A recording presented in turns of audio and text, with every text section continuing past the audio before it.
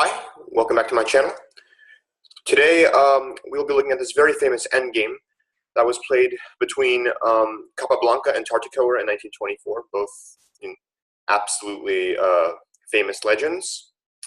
So first of all, I would recommend you to pause the video and come up with the move that and the plan that Capablanca chose in this position as white. Right, so in the game, of course, Capablanca makes this move king g3. White has a very active rook. The problem is that all of his pawns are weak. But he has a very strong past g5 pawn. And the thing is that the only thing that White has that's passive is the king. So he needs to bring the king to the deep inside the black king side and help support this g5 pawn. That's why king g3 is a very good start. Rook takes c3, king h4. Now, this position is quite difficult to defend. Originally, a6 is the move that is very challenging, kind of. Of course, black doesn't really have a good defense here other than that move, because on this move, rook c1, for example, trying to activate the rook, of course, king h5, and if black tries to get counterplay with a c-pawn, we just play rook to d7, for instance, and we start taking the d5 and f5 pawns. And a move like c4, we can just bring the king in. You know, the rook on c1 is quite passive, actually, and this rook and king are going to create a bunch of mate threats, and the pawn's going to be soon pushed to g6 and g7 after white makes a move like king f6 or king takes f5. Of course, cd4 is possible, but just play rook takes d5 on the move rook d1, not rook takes f5, but king g6, just to activate the king and take it with the king, at least have the option. So that is why I thought that a6 is, oh my god, a6 is the best defense here. And I had some trouble figuring this out, and I think I did figure it out. I remember I analyzed this position a long time ago. I don't quite remember where I put my analysis, but in Dvoretsky's Endgame manual, it says that Zaitsev came up with this move king h5 to beat this defensive system. Now, of course, the plan by a6 is to play b5. The idea is to get counterplay as soon as possible. And the point now is that white needs to make a kind of a tricky move, king to g6, not really bother to take the pawn on b5. The point being that sometimes black can push the, if white were to trade, then black would be left, black would not be left with a weak a6 pawn in some variations. But in this case, you know, he is left with the a6 pawn. Now, the tricky part of the move king g6 that this pawn is capturable. However, you have to just see concretely that there's this move king f5, and on the move a3, there's this move rook h6. The next move, we're going to take the pawn a6. On the move a5, we play the move rook a6 anyway. And white's rook is extremely active.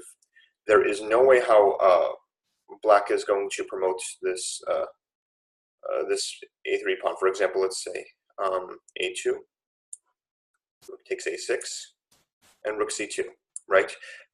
Okay, the pawn's far advanced, but it cannot go further. And white's plan is just to simply make moves like, you know, king f6, f5, g6, and win the game. So that is why this a6 defense does not really work, although it was a very good try, because the problem with Tartakower's play and defending is that he doesn't get counterplay. In rook endgames, it's very important to be active, extremely important. You really need to create counterplay, especially when you are the defending side. It's very interesting also how white just, you know, totally ignores the threat of this pawn and doesn't make a move like rook d7 instead of the move king g3. It's all about activity. In the game, this really poor move rook f3 was played, and this doesn't really make much sense because white gets some extra tempi, because now he can make the move g6, and then move rook takes f4, king g5. So now white, instead of dealing with moves like king h5, king g6, then moving king to like f6 or taking the pawn f5 and then playing g6, he immediately goes g6 and king g5, which just gains a lot of time. And this f5 pawn that black has is actually very good at shielding the king from checks. So assume that assume that a move like rook f1 were played, then king comes to f6, and there's already a mate threat. So rook takes d4 is an option. What am I doing? This was not played in the game, and rightfully so, because white can make this move king f6, and now there's the threat of checkmate on h8. So if the move king to g8, then we just play rook takes c7, and I don't really see a defense to rook c8 mate. That f5 pawn makes a really good shield for the white king. So king e8, and then white can probably make the move g7, but actually white's in no rush. I would just take a pawn and make the move g7, and I'll eventually promote the pawn. Black has no counterplay. He's gonna just lose this game pretty easily. That's why Tartakower came up with a very interesting defense rook e4. I mean, it looks like done deal. It kind of is done deal, but you still gotta be a little bit precise in endgames. Always going to be precise. Okay, king f6, probably the only move that wins, but the move that makes the most sense, because now we have the mate threat on h8. And it's funny, now, again, we are using this black f5 pawn to shield our king from checks. I mean, without the pawn and f5, I mean, there could be like rook f4 funny business, but here this is just totally losing. King g8 was played. Rook g7 check, I like this move, just to slightly displace the king. King h8. Okay, if a move like king f8, we could just take the c7 pawn anyway. Rook takes c7, and rook to e8. Now that was the whole point of rook to e4, because if you were to take the pawn, there would be no like rook back to the 8th rank to stop the checkmate threats. But with the rook on e4, it can come back. However,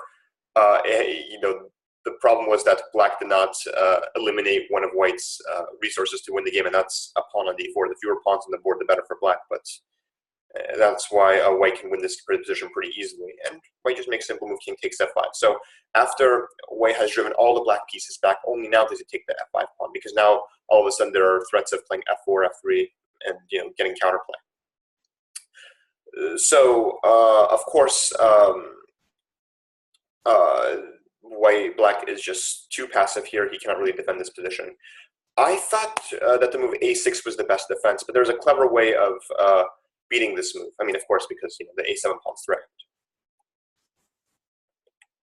Rook a7. So the idea is to take the a6 pawns, and on the move b5, it's very important to make the move a5. We just have to keep as many pawns as we can. The next move, we're just taking the pawn on a6, and we're going to win with our two passed pawns, and the d pawn. The black d pawn will fall soon because the king is just so close to it, and the rook will be just too distracted dealing with all the threats that are created by the pawns, and black's d pawn will fall soon. So of course, a6. If the move a5 is played, we just make the move rook b7, and now black's going to just simply lose the b6 pawn and all his other pawns. So rook to e4, and now so he wants to eliminate the pawn because on d4, because now mate's not threatened. But now we just play king back to f6, and on the check on f4, now we play king back to e5, and now we defend the d4 pawn.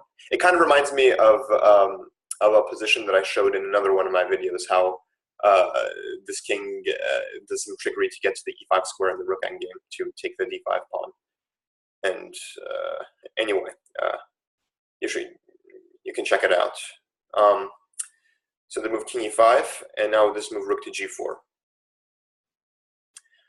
And g7 check, of course, rook takes g7, rook g7, king takes d5, king f6, king c6, king e6, king d7, king d5, king a7, king d4, king b6. The pawn game is just totally losing.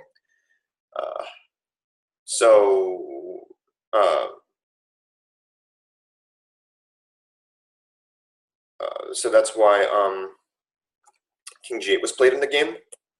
rook takes a7,